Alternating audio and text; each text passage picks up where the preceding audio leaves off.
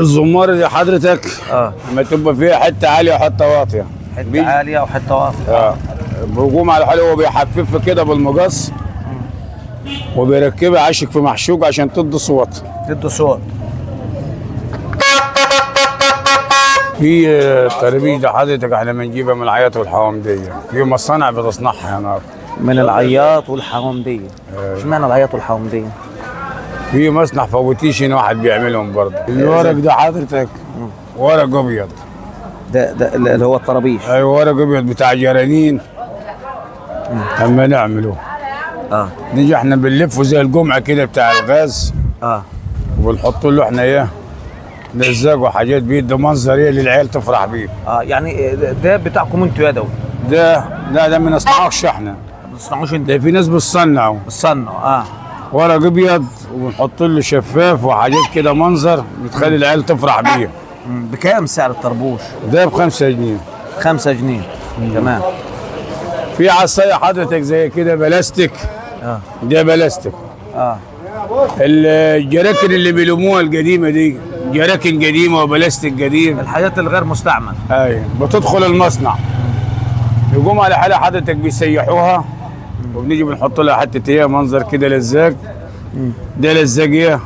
لزاق اللي بتاع الكهرباء ده. تمام. ده لزاق كهرباء ده. تمام. كل الحاجات دي لزاق كهرباء. بنيجي احنا ايه بنلونها كده وبتتاخد في الموارد. دي برضه يدوي ولا بتعملها مصانع؟ لا ده مصانع. دي عصايه بلاستيك. تمام. ايه في حاجه حضرتك الطبله دي. ده جلد. ده جلد بتاع بقر وبتاع جاموس. تمام. ده جلد. في حاجه تاني اسمها ايه ورق اسمنت. ورق الاسمنت ده بنقوم على حاله احنا ايه نحوش الاسمنت منه ونغسله. اللي هو ورق الاسمنت اللي بيتعمل من البنى. ده جلد. الجلد ده بيعيش. تيجي حضرتك بترن بيها كده بتدي صوت عالي. بتدي صوت عالي. تمام. بالنسبه للجلد الورق الاسمنت بيصنعوا منه وفي منه فواتيش بس هي ما تديش صوت زي كده. ما تديش الرنه دي.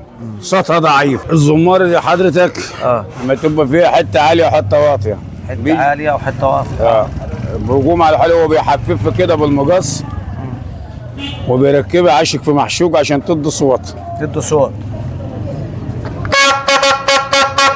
احنا 4 تنفار. 4 اخوات يعني شقاء. ايوه. والمهنه دي زي ما انت عارف كل حته فيها 2 جنيه، اللي فيها 3 جنيه بس. هذا العمل. فيها 2 جنيه 3 جنيه بالحلال بس.